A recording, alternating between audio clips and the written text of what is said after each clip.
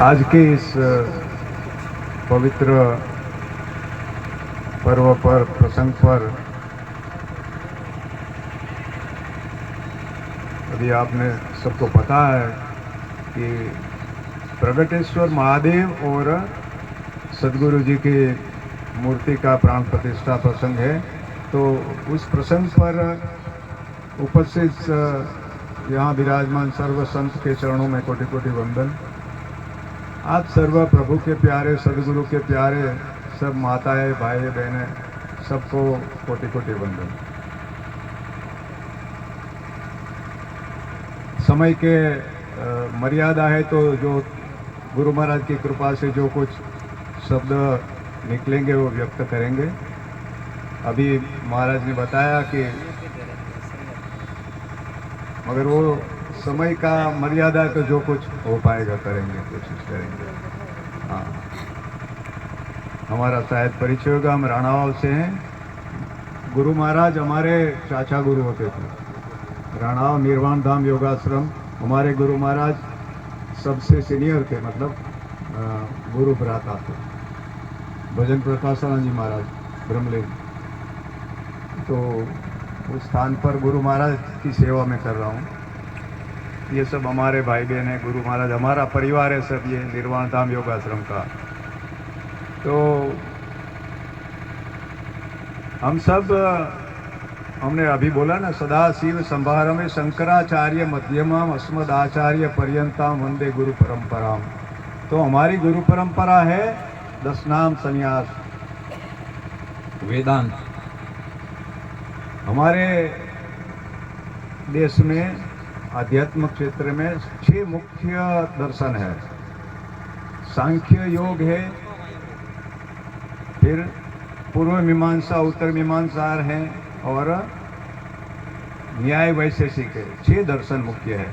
मतलब अध्यात्म में जो दर्शन कहते हैं, मतलब परम तत्व और ये जीवन के बारे में जो कुछ उनके विचार है, उनको हम दर्शन कहते हैं। तो वेदांत अपना सर्वोच्च दर्शन है। वेदांत मतलब, वेद मतलब ज्ञान, वेद अंत में अंतिम ज्ञान। वो ज्ञान के बाद कुछ जानने का बाकी नहीं रहता, कुछ पाने का बाकी नहीं रहता, उसको वेदांत कहते हैं। तो वेद तो हमारे 4 है। वो ज्ञान, वेद का अर्थ है ज्ञान है, मगर वेद में तो सब है। 80% तो उसमें कर्मकांड ज्यादा है। संसार के लिए कर्म करे और प्राप्ति, जो कुछ संसार के भोग चाहिए तो उनके अनुसार क्या कर्म करना, वो सब है। 20% जो है वो ज्ञान कांड और उपासना कांड है, और उनका सार है वो सब हमारे हजारों उपनिषद है। ऋषि मुनियों ने समाधि में जाकर जो प्राप्ति, उसी को हम श्रुति कहते हैं। समाधि में जो उसको ज्ञान प्रकट हुआ, इसलिए वो कहते हैं कोई दावा नहीं करता ये ज्ञान हमारा है, कृपा प्रसादी है परम तत्व की, गुरु महाराज की। तो वो सब जो सार रूप ज्ञान है, उसी को ही वेदांत कहते हैं। तो उपनिषद तो हमारे हजारों थे, आजकल तो इतने सारे हमारे पास रहे नहीं, मगर वो सब उपनिषदों को भी समन्वय करके वेद व्यास जी ने ब्रह्मसूत्र बनाए। हमारा ये परंपरा ज्ञान की सूत्र रूप में रहा है। एक सूत्र में एक पुस्तक भी लिख सकते हैं, इतना बड़ा। छोटे छोटे सूत्र में, श्लोकों में ज्ञान हमारा रहा। तो क्योंकि उपनिषद इतने सारे हैं, तो हम तो पढ़ने जाएंगे तो लगेगा कि ये अलग अलग बात कर रहे हैं, मगर उसने समन्वय करके कहा कि सब उपनिषद का सार एक ही है, सब एक ही बात कर रहे हैं। वो समझाया ब्रह्मसूत्र, और वो ब्रह्मसूत्र उपनिषद वही श्रुति है। हमारा सर्वशास्त्र, पुराण हो, रामायण हो, गीता हो, सबका मूल वो है श्रुति। तो ये हमारी परंपरा ज्ञान की। तो हम भी वेदांत को मानने वाले हैं, वेद के ज्ञान को मानने वाले। सब बराबर है, सब ज्ञान, सब अलग अलग संप्रदाय है, एक ही रास्ता, लक्ष्य तो एक ही है। मगर वेदांत सबको स्वीकार करता है, मगर सब दर्शन को पूर्ण रूप से स्वीकार नहीं करता। क्यों? दूसरे दर्शन में थोड़ा द्वैत है, थोड़ा भेद है, और वेदांत कहता है अद्वैत है, द्वैत है नहीं है, मतलब 2 नहीं है, एक ही है। ये हमारी परंपरा, हमारी महानता है। एकेश्वरवाद हम मानने वाले हैं, मगर हमारे में भ्रमणा कितनी फैल गई, हम हजारों भगवान बना दिए हमने। 33 कोटि भगवान नहीं है, वो देवता उनके स्वरूप है, परमात्मा के विभूतियां कह सके। और कोटि मतलब करोड़ नहीं, 33 प्रकार के। 8 रुद्र है, 12 आदित्य है, 11 8 हाँ, तो ये और अश्विनी कुमार मिला के ये सब 33 कोटि मतलब 33 प्रकार के देवता है। भगवान अनेक नहीं है। वेदांत तो ये कहता है ब्रह्म एक ही है, एको ब्रह्म। अलग अलग भाषा में सबने व्यक्त किया है, इसलिए हमें अज्ञान के कारण हमें लगता है कि अलग अलग बात कर रहे हैं, मगर सब एक ही बात कर रहे हैं। तो वो सत्य कहो या ब्रह्म कहो एक ही है, उसी को आत्मा कहे, परमात्मा कहे, भगवान कहे, जो कहना है को। शब्द अनेक है, चीज तो एक ही है, वस्तु एक ही है, तो मतलब वो एक ही है। तो हमें क्यों भ्रांति हो रही, क्यों अनेक दिख रहा? अनेक दिख रहा है वही अज्ञान है। हाँ, समझ हम मानते कि ये अलग अलग है, अलग अलग नहीं है। सब एक ही परम तत्व का अनेक रूप में प्रगटीकरण है। पूरा विश्व परमात्मा का प्रगट रूप है। भगवान कोई व्यक्ति नहीं है, ऊपर बैठा है, दिल्ली से शासन चलाते ऐसे ऊपर से चला रहा, ऐसा नहीं है। हम सब उनके ही रूप है, हर एक कण में वो व्याप्त है। भगवान ने जगत बनाया भी नहीं है, भगवान जगत रूप बने हैं। ये अभिन्न निमित्त उपादान कारण वेदांत का सिद्धांत है। हम मानते हैं कि भगवान ने ये कैसे बनाया होगा, कोई हम जो ये मकान बिल्डिंग बनाते और ऐसे के जगत को ऐसे नहीं बनाया। अभिन्न निमित्त उपादान कारण, और निमित्त भी वो है और उपादान भी वो है। उपादान क्या है? उपादान मिट्टी है, मिट्टी में से कुम्हार घड़े बर्तन बनाते, तो कुम्हार निमित्त है, मिट्टी उपादान है। तो ये उपादान और निमित्त वो खुद ही है। तो जगत उनका ही रूप है, प्रगट रूप। प्रगट मतलब जो हम देख सकते हैं, और जो अप्रगट निराकार निर्गुण है वो हमें दिखाई नहीं दे रहा, और वो कभी देखने का विषय नहीं बनता। अगम अगोचर है, अगम अलक्ष्य, वो अनुभूति कर सकते हैं, क्योंकि वो निराकार कभी देखने में नहीं आ सकता। हमारी मन बुद्धि इंद्रियों की तो बहुत मर्यादा है। नाम रूप को देख सकते, स्थूल देख सकते हम, तो सूक्ष्म भी हम नहीं देख सकते। तो ये हमें समझना है कि हम अनेक रूप को उपासना कर सकते। किसी को भी उपासना करो, पत्थर को पूजो, झाड़ को, पहाड़ को, पशु को, किसी को उपासना करो, मगर उपासना करते समय ये रखो कि वो परमात्मा का ही प्रगट रूप है और एक ही है, अनेक नहीं है। हम तो भगवान के लिए भी जगते, हमारा भगवान बड़ा, तुम्हारा छोटा, हमारा ये है, तुम्हारा वो है, हम उसको नहीं मानते, हम इसको मानते। तो हमारे में भी ये थोड़ा अज्ञान प्रवेश कर गया ये कलयुग में। अनेक नहीं है, भेद तो होना ही नहीं चाहिए। अल्लाह कहो, ईश्वर कहो, गॉड कहो, जो कहो, उनको जो नाम देना है वो अनेक नाम उनके ही, वो एक ही है। तो ये धर्म तो जोड़ता है, धर्म तोड़ता नहीं। धर्म का काम ही जोड़ना है, और हम धर्म के नाम पर झगड़ते हैं, धर्म के नाम पर युद्ध। आजकल इतिहास जो धर्म के नाम पर ही बड़े बड़े युद्ध हुए। तो ये हमारी भव्यता, भारत की महानता है कि हम सर्व को स्वीकार कर। क्यों? हम तो कहते सब ब्रह्म रूप ही है, तो यहाँ भेद कहाँ रहा? इसलिए हम सर्व धर्मों को सम्मान देते, स्वीकारते। इसलिए भारत भूमि में सबको यहाँ स्वतंत्रता मिली, सबको फलन फूलने का यह मौका मिला है। ये हमारी विशेषता है और ये हमें समझना चाहिए। इसलिए तो पूरा विश्व यहाँ आ रहा। अभी विदेशों में जाओ, सब जगह जाओ, आज सब भारत की ओर मीट मान के देख रहे हैं, सब योगा योगा करके यहाँ आ रहे हैं। तो पहले तो हमें भी समझना चाहिए कि वो लोग यहाँ आ रहे हैं और हम उनके पीछे वहाँ जा रहे हैं। उसने तो भौतिक जगत और उनका रूप देख लिया, अंत में कुछ मिला नहीं, इसलिए वो वापस आ रहे हैं और हम उनके पीछे जा रहे हैं। अभी जो भूमि ने विश्व को धर्म दिया, प्रकट यही हुआ। ऐसा नहीं कि हमारा कोई इजारा है कि यहाँ संत दूसरी जगह नहीं हुए, ऐसा नहीं। संत तो सब जगह होते ही है, मगर ज्ञान का उपासना जितनी हजारों साल से ये भूमि पर हुई, इतनी कहीं नहीं हुई। और सब ज्ञान यहाँ से विश्व में फैला है, बौद्ध धर्म यहाँ से फैला है। इवन क्रिश्चियनिटी, जीसस उसकी यंग युवानी में भारत में आके ले गया ज्ञान। और वो जो बाइबल है उनका ही, कुरान उनका ही, सब महापुरुष थे। मोहम्मद, जीसस, सब महापुरुष से, कोई सामान्य व्यक्ति नहीं थे। हम अगर उनको समझने वाले ने उनका अर्थघटन धर्म का उल्टा सीधा करके आज धर्म के नाम पर वो हम झगड़ रहे हैं, युद्ध कर रहे हैं, मारामारी कर रहे हैं। तो ये हमें समझना चाहिए कि कम से कम धर्म तो जोड़ता है, धर्म के नाते तो हम जुड़ना है, अलग अलग भेद नष्ट होना चाहिए। ये सनातन धर्म ये है। सनातन मतलब अविनाशी। तो जिस अविनाशी को मानते हैं इसलिए हम सनातनी कहलाते हैं, क्योंकि हम ऐसा मानते हैं कि वो अविनाशी परम तत्व आत्मा है, वही हम है। धर्म मतलब हमारा स्वरूप, स्वधर्म, निज धर्म। तो जो ऐसा मानता है कि मैं ब्रह्म हूं, हम ब्रह्मास्मि, वो सनातनी है। यहाँ व्यवहारिक धर्म अलग है। व्यवहार में धर्म कर्म है, कर्म ही धर्म है। आप शुभ करो वो धर्म है, अशुभ करो वो अधर्म है। तो व्यवहार में तो कर्म धर्म है, मगर हम कर्म उल्टा करते हैं और दिखावा धर्म का करते हैं। ये धर्म नहीं है। मन बुद्धि, मन से, वाणी से, शरीर से जो जो हम कर रहे हैं ना, वो सब कर्म ही है। तो जो अगर शुभ करेंगे दूसरों के लिए, जो शुभ करना वो धर्म है। किसी का अशुभ करना, किसी को दुख देना, पीड़ा देना, अपमान करना, ये अधर्म है। तो तुलसीदास ने क्या कहा? पर हित सरित धर्म नहीं, पर पीड़न सम नहीं अधमाय। तो किसी का हित करना वही मानव धर्म है, और हम किसी का हित करते हैं तो वो हमारा करेगा। यहाँ तो सीधा हिसाब है, जो बोओगे वो पाओगे। कर्म प्रदान विश्व करी राखा, जो जस करो सो तस फल राखा। जैसा कर्म करेंगे वैसा फल मिलेगा, इसमें कोई बदलाव नहीं है। वहां लाग गया, कोई भ्रष्टाचार नहीं था। भगवान को एक नारियल दे दो और हमारा माफ कर दे, सब ये हो जाए, भगवान राजी कर दो, हमारा सब माफ कर दे, ये ऐसा नहीं होता भैया। भगवान कोई व्यापारी है, धंधा लेके बैठा है। भगवान अवतार लेते हैं तो कर्म के सिद्धांत में वो भी आ जाते हैं।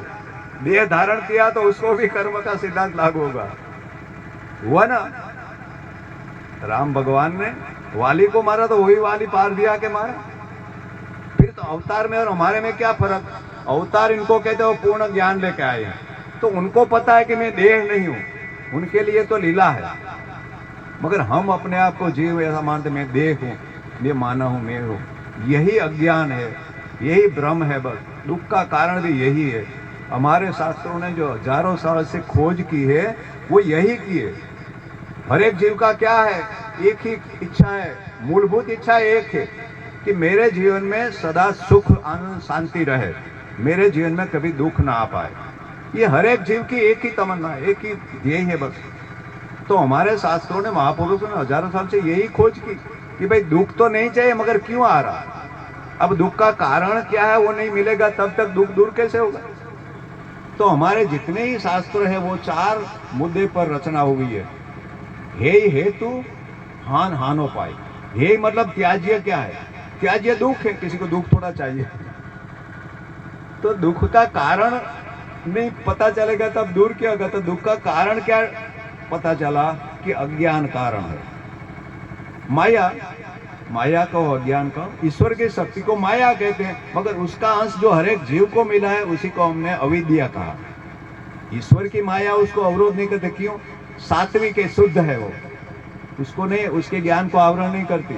मगर हमारी जो अविद्या, माया का एक अंश हर एक जीव को जो मिला है, मूल प्रकृति अपने जो कारण देखे, वो रजस तमस से मलिन सात्विक है, इसलिए हमारा ज्ञान को आवरण करती है। रजोगुण तमोगुण ये आवरण करता है। जैसे कांच की हांडी हो, उसमें दीपक रखा हो तो प्रकाश व्यक्त होता है, और मिट्टी की हांडी में दीपक रखा दिया तो प्रकाश व्यक्त नहीं होता। तो जीव की हालत ये है। जीव दुख के 5 कारण यही बताए। अविद्या, अस्मिता, राग, द्वेष, अभिनिवेश, इसको क्लेश कहा है अपने शास्त्रों में। दुख, क्लेश मतलब तो मूल तो अविद्या है। मतलब मैं मेरे अपने आप को जानता नहीं हूँ, मैं अपने आप को शरीर मान लिया। शरीर है नहीं मगर मान लिया, इसलिए बंध गया। इसलिए हमारा शास्त्र के बंधन वास्तविकता में है नहीं, हमने मान लिया है तो बंध गए हैं, इसलिए तो मुक्त हो गए, वरना मुक्त कैसे होते? अगर बंधन सही होता तो हम कभी मुक्त नहीं हो सकते, मगर माना हुआ है, हमने मान लिया है। इसी को भ्रांति, अज्ञान कहा है। और मन का यह स्वभाव है, आप जैसा मानोगे ऐसे आप हो जाओगे। ये मन, तो मन ही बंधन है, मन ही चाबी है, मन ही ताला है, मन ही है।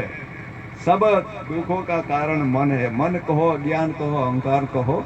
तो अविद्या में से अस्मिता है। अस्मिता मतलब मैं देह हूँ, अहंकार हुआ, देह भाव, इसीलिए तो हमें जीव कहलाते हैं। हम है तो ब्रह्म, जीवो ब्रह्मेव नापरः, जीव शिव ही है। हमारे अंदर आत्मा के रूप में शिव विराज में हर एक प्राणी कण कण में वो व्यक्त है, फिर भी हमने अपने आप को शरीर मान लिया, वो जीव भाव है, इसलिए हम बंधन हो गए। जन्म मरण होता रहता है, चक्कर अनादि से काट रहे हैं। और पुनरपि जननम पुनरपि मरणम पुनरपि जननी जठरे शयनम, यह संसार है खले दुस्तार है, प्राहे मुरारे कृपया अपारे, उनके शरण में जाओ।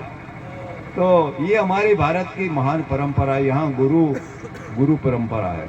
विदेशों में संतों वहाँ भी सब है, मगर गुरु परंपरा की वजह से भारत में ज्ञान कभी लुप्त नहीं हुआ।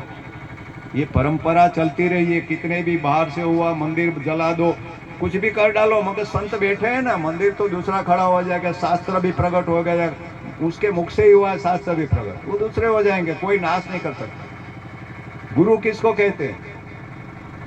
गुरु तो हम सभी है। गुरु शरीर नहीं है, देह नहीं है, देह के अंदर चैतन्य है, वो गुरु है। तो जिसके अंदर चैतन्य प्रकट हो गया उसको हमने गुरु कहा। हमारे अंदर प्रकट नहीं है, इसलिए हम शिष्य हैं। तो गुरु कोई देते नहीं है, लेते नहीं है, हमारा परिचय करवाते कि तुम भी मेरे जैसे हो, तुम भी गुरु हो। तुम लघुता क्या, हमने शरीर मान लिया, देह मान लिया, अपने को दुखी मान लिया, जीव मान लिया, यही लघुता है। तो गुरु शब्द का अर्थ भी यही है। गुकार अंधकार रुकार प्रकाश, अंधकार निवर्तकत्वात् इति गुरु अभिधीयते, वो अपना अंधकार अज्ञान रूपी अंधकार दूर करते हैं, इसलिए हम उसको गुरु कहते हैं। तो गुरु को शिव ही माना है। शिव गुरु का अप्रगट रूप है और गुरु शिव का प्रगट रूप है। देह देह देह माध्यम चाहिए हमें। जो जग गया वो दूसरे को जगाएगा ना। हम तो सब सोए हुए हैं, तो हमारे में से जग गया, उसने दूसरों को जगाया। तो गुरु भी यही काम कर रहे। तो गुरु बिना ज्ञान न उपजे, गुरु बिना मिटे न भेद, गुरु बिना संशय न टड़े, भले बने चारों वेद। ये शास्त्र परोक्ष ज्ञान है। हम शास्त्र पढ़ते ही रहते, माहिती इकट्ठी करके इसको ज्ञान मान लिया। ये इंफॉर्मेशन है, ज्ञान नहीं है। परोक्ष ज्ञान है, मतलब माहिती है हमारे पास, अनुभूति नहीं है। अपरोक्ष अनुभूति तो अंदर उतर के अनुभव करना पड़ता है, उनके लिए साधना कर रखी है। वो ऐसे ही माहिती पढ़ के नहीं होते, हाँ, पढ़ते नहीं होता। और जो शास्त्र है वो भी गुरु मुख से सुनना है, श्रवण का महिमा है। शंकराचार्य ने विवेक चूड़ामणि में कहा है, ये हमारे 3 प्रस्थान तय है, गीता, ब्रह्मसूत्र, उपनिषद, प्रस्थान तय करा। मतलब जिसको परम तत्व के रास्ते पर, मुक्ति के मार्ग पर चलना, उनके लिए साधन है, संपत्ति है, शास्त्र है। मगर वो अपने मुख से पढ़ते रहेंगे तो समझ में नहीं आएगा। ये हमारे शास्त्र की भाषा बहुत गहन है। और दूसरा तो ये शब्द से परम तत्व व्यक्त हो ही नहीं पाता है, तो शब्द में कैसे आएगा? इसलिए तो कहते वेद भी नेति नेति करता है। वेद भी ये है नहीं कह सकता।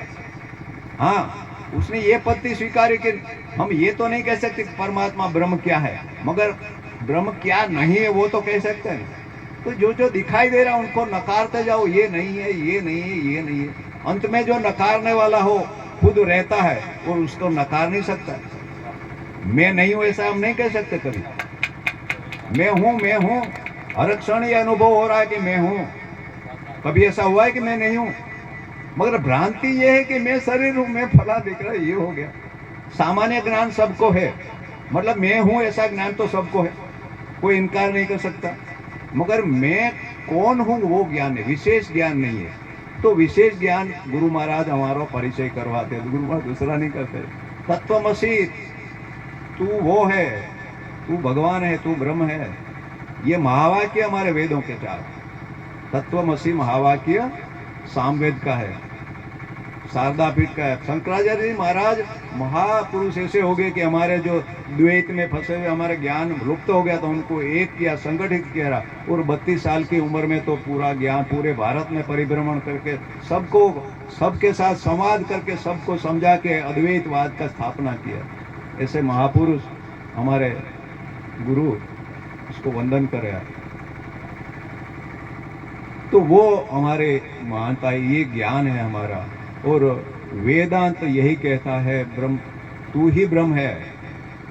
ये बाह्य हमारा सबका स्थिति अलग अलग होता है। हमारी एक आध्यात्मिक जो विकास यात्रा में सब अलग अलग भूमिका पर है। कोई प्राइमरी लेवल पर है, कोई हाई स्कूल पर है, कोई कॉलेज में, कोई यूनिवर्सिटी में। तो इसके लिए हमारे यहाँ अनेक शास्त्र की रचना करी पड़ी, सबको ध्यान में रखते हुए अनेक मार्ग, अनेक साधना पत्तियाँ बताई, मगर अनेक वो एक ही तरफ जा रहे हैं। हाँ। और सबको शुरुआत तो ABCD से करनी पड़ती है। कोई सीधे संत नहीं हो गए, वो भी वहाँ गए थे, प्राथमिक में गए। हाँ, आज वो तर गए क्यों? कई जन्मों की साधना है वो, ऐसा नहीं एक जन्म में पार तो नहीं होता है। हमें लगता है कि वो तो कर गए, मगर कई जन्मों की यात्रा होती है। तो ये हमारी जैसी जैसी भूमिका है, हमारा स्थान है, ऐसी हमारी उपासना है। मंदिर वगैरह कहीं गीता में और उपनिषद में कहीं आया कि मंदिर बनाओगे, वहाँ मैं बैठूंगा, मेरे पास आना, वहाँ मैं मिलूंगा, ऐसा कहीं कहा? मगर जरूरत पड़ी इसलिए पीछे से मंदिर बनाया। क्यों? और वो भी देह का प्रतीक है। मंदिर की शास्त्रोक्ति तो ये है, पूरा देह, हमारे पांव है वो वहाँ है, वहाँ से शुरू होके गर्भ जो मंदिर का है ना, वो ये आज्ञा चक्र ऊपर गुरु का देश है। यहाँ दर्शन होते, गर्भगृह में मूर्ति रखते हैं भगवान की। तो ये शरीर का ही एक रूप है, मंदिर के रूप में बताया। शंकराचार्य ने कहा, देहो देवालय प्रोक्ता देही देव निरंजन अर्चित सर्व भावे न स्वानुभाति विराजते। वो तो सीधा ही कहते भाई क्यों भटक रहा है, तीर्थ तीर्थ क्यों फिरे, तीर्थ तो घटमा ही, जो थीर हुए वो तीर गए, अथिर तीर्थ नाही। तो शुरू में हम थीर नहीं है, थीर होने के लिए उपासना है, पूजा पाठ, ये सब बराबर है। ऐसा किसी की निंदा टीका नहीं करनी चाहिए। हाँ, हम थोड़े आगे निकल गए, मगर हम अपनी शुरुआत तो वहीं से ही की थी। हाँ, सीधे कोई यूनिवर्सिटी में दाखिल नहीं करते। पैसे वाले जाके कहेंगे मेरे बेटे को लाख करोड़ ले लो, यूनिवर्सिटी में दाखिल कर लो, नहीं करेंगे। तो ऐसा नहीं है, इसलिए सब बराबर है, जो अपने अपने स्थान पर है, यात्रा ऐसे ही आगे बढ़ेगी, सब जा रहे हैं। तो यही हमारा ज्ञान है, यही हमारी परंपरा है। तो गुरु का महिमा क्या कहे, संसार बीच की बेलड़ी गुरु अमृत की खान, शीश दिए भी गुरु मिले तो भी सस्ता जान। शीश की क्या कीमत है, वो तो एक दिन गिर जाएगा। सम्राटों को गिर गया, सबका गिर गया। शीश तो वैसे भी रहने वाला नहीं, उसमें देने में क्या, उनकी कीमत भी क्या है। हम मानते शीश देना, शीश कोई काट के देने की बात नहीं, अहंकार की निवृत्ति है। शरण में जाओ। ये शीश कभी लोगों को ऐसा लगता है शीश काट के देना, तो डरते हैं लोग। शीश काट के देना नहीं है, शरण में जाना, उसकी आज्ञा में रहना, वो कहे ऐसा करना, वो शरणागति का प्रतीक है। शीश देना मतलब ये है। तो गुरु तो ये है, गुरु का महिमा तो हमारे भारत में तो महापुरुष जो अवतारी पुरुष आए, उसने भी गुरु पास एक ज्ञान लेने गए थे। राम वशिष्ठ महाराज भाई, कृष्ण सांदीपनि के पास गए थे। तो ये गुरु है। तो ऐसे महान गुरु को हम क्या दे सकते हैं? उसके ज्ञान को हमारे जीवन में लाके हम अगर धन्य हो जाए तो गुरु प्रसन्न होंगे। उनको देना क्या है, हम क्या दे सकते, हमारे पास है क्या? गुरु की सेवा असल में यही है, उनके ज्ञान को जीवन में लाओ और आप भी गुरु बन जाओ, गुरु प्रसन्न होंगे। गुरु का यही तो काम है, उनके जैसे ही बना देंगे, पारस बना देंगे, सोना नहीं, पारस बना देंगे। तो गुरु परंपरा को हम याद करें और ये सब करते हुए विचार ये करें कि ये सब करने के बाद हमारे जीवन में कुछ परिवर्तन आता है कि नहीं। हम उत्सव मनाते हैं, सत्संग करते हैं, ये करते हैं, अगर हमारे जीवन में कुछ परिवर्तन नहीं आ रहा तो फिर क्या है? खाया तो ठीक है, मगर पाचन भी होना चाहिए ना। ये सब सुनते हैं, पढ़ते हैं, सत्संग करते हैं, तो वो हमारे आचरण में आना चाहिए। हमें सुखी तो होना है, सब सुख के लिए कर रहे हैं। पापी होगा वो भी आखिर में तो सुख के लिए प्रयास कर रहा है। हाँ, उनको अज्ञान की वजह से वो गलत रास्ता ले लिया, मगर हर एक को सुख चाहिए। तो यहाँ संसार के विषय नाशवंत है, तो विषय सुख कभी अविनाशी नहीं हो सकता। यहाँ थोड़ी देर लगता है कि सुखी हो गए, मगर अभी तक किसी ने दावा नहीं किया कि मैं सुखी हूँ इस संसार में। हाँ, संत कह सकते हैं मैं सुखी हूँ। तो हमारा महानता ये विषय रहित सुख की बात है। हमें विषय के बिना चलता ही नहीं। हम तो मान नहीं सकते कि ये सब नहीं है तो हम कैसे जी सकते हैं। विषय रहित सुख है, वो आत्मा का सुख है, वो अपना खुद का सुख है, वो अविनाशी है, इसलिए वो नित्य सुख है। तो वेदांत का व्याख्या ये मुक्ति को क्या वेदांत कहते हैं? दुख की आत्यंतिक निवृत्ति और परम आनंद की प्राप्ति, वो ही वेदांत की मुक्ति है। मुक्ति ऐसा नहीं मरने के बाद कहीं जाएंगे वहां मुक्त रहेंगे, ऐसा नहीं है। बस ज्ञान हो गया तो अभी आप मुक्त ही है। वैसे बंधे हुए ही नहीं है, भ्रांति दूर होनी चाहिए भाई। बंधन हुआ ही नहीं, आत्मा को कोई बांध सकता नहीं है। कौन बांधेगा? ये जड़ जगत चेतन को बांध सकती है क्या? तो भ्रमणा है, गुरु के ज्ञान से वो भ्रम दूर हो जाता है। आखिर पूरी गीता पूरी होने के बाद अर्जुन क्या कहता है? भगवान ने तो कह दिया, मैंने जो कहना था कह दिया, अब मेरे को कुछ कहना है नहीं। अर्जुन अंत में यही कहते हैं, नष्टो मोहा स्मृति लब्ध्वा तत्प्रसादेन मैं आचु। वो भी कहते हैं मेरे होशियारी से ज्ञान से नहीं, आपकी कृपा से। वो गुरु कृष्ण गुरु थे, गुरु शिष्य। नष्टो मोहा, मोह क्या है? उल्टा मान लिया भ्रम से, सत्य को असत्य, असत्य को सत्य मान लिया। ये खुद आत्मा है, ब्रह्म है, और अपने को ये नाशवान शरीर मान लिया। तो खुद को अर्जुन पांडव कहता था, वो भ्रांति दूर चली गई। अर्जुन पांडव तो देह है, देह के अंदर जो है उसको स्मरण हो गया, इसलिए कहते स्मृति लब्ध्वा। अर्जुन को कुछ पा नहीं लिया, बस स्मरण हो गया। विस्मरण हो गया था, स्मरण हो गया। विस्मृति की स्मृति बस। तो गुरु स्मृति दिलाते हैं, आपको याद दिलाते हैं कि तुम कौन हो। तुम भूल गए हो, तुम शरीर नहीं हो, तुम जीव नहीं हो, तुम अजर अमर आत्मा हो, परमात्मा हो, ब्रह्म हो। इसलिए तो कहते हैं हम ब्रह्मास्मि। ये तत्वमसि बोधवाचक वाक्य है, महावाक्य। बोध गुरु तत्व, तत्पद और त्वम पद का कैसे अभेद है वो गुरु समझाते हैं। तत् मतलब ईश्वर, त्वम मतलब जीव। तो जीव और ब्रह्म एक कैसे है? स्वरूप से एक है, नाम रूप का भेद है। ये पिंड हमारी उपाधि है, ब्रह्मांड ईश्वर की उपाधि है, और दोनों की उपाधि मिथ्या है, इसलिए उपाधि छोड़ दें तो दोनों ब्रह्म ही हैं। जीवो ब्रह्मे व नापर हो। तो ये गुरु उपदेश देते हैं। और जब ज्ञान होता है तब वो अनुभूति के वाक्य है। अहम ब्रह्मास्मि, अयम आत्मा ब्रह्म, प्रज्ञानम ब्रह्म, वो सब अनुभूति के वाक्य। जब हमने ज्ञान होता है गुरु पर, तब हमारा ये व्यक्त है, व्यक्त भाव है कि मैं ब्रह्म हूँ। अनुभूति के बाद की बात है ये। तो ये हमारे वेद है, ये अपना ज्ञान है। जीवन बनाना है तो भाई बहन, हम मानव देह बहुत अमूल्य है। ये मानव देह की विशेषता है कि हम ये ज्ञान प्राप्त कर सकते हैं, विवेक है, समझ है। पशु तो पूर्ण पराधीन है प्रकृति का। मानव को पूर्ण पराधीन तो नहीं है, और पूर्ण मुक्त भी नहीं है। आधा मुक्त है, आधा अभी बंधा हुआ भी है, पूर्व का प्रारब्ध से बंधा हुआ भी है। और नया कर्म की जो हमें स्वतंत्रता है वो हमारी मुक्तता है। नया कुछ कर सकते हैं, पशु नहीं कर सकते। मनुष्य के सिवा बाकी सब योनि भोग योनि है। वो भोग के लिए शरीर मिलते हैं, उनके कर्म के फल भोगतने के लिए। मनुष्य ही विशेष है, पूरी सृष्टि में केंद्र स्थान पर मनुष्य है। तो हम भाग्यशाली है कि हमें मनुष्य जन्म मिला।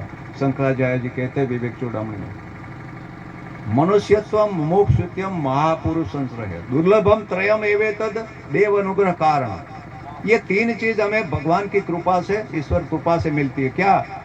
मनुष्यत्वम, मनुष्य नहीं, मनुष्यत्व। मनुष्य तो बहुत हुए हैं, मगर पशु की तरह जी रहे तो मनुष्यत्व नहीं है वो, जिसमें थोड़ा विवेक जगा कि मैं मनुष्य हूँ, क्या हूँ। तो ये मनुष्यत्व उसमें प्रकट हुआ।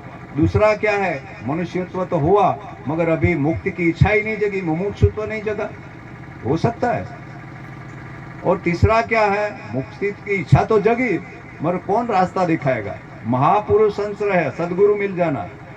ये तीन चीज अगर एक साथ मिल गई तो बहुत भाग्यशाली है। और ऐसा मौका गंवा दिया तो हम अभागी।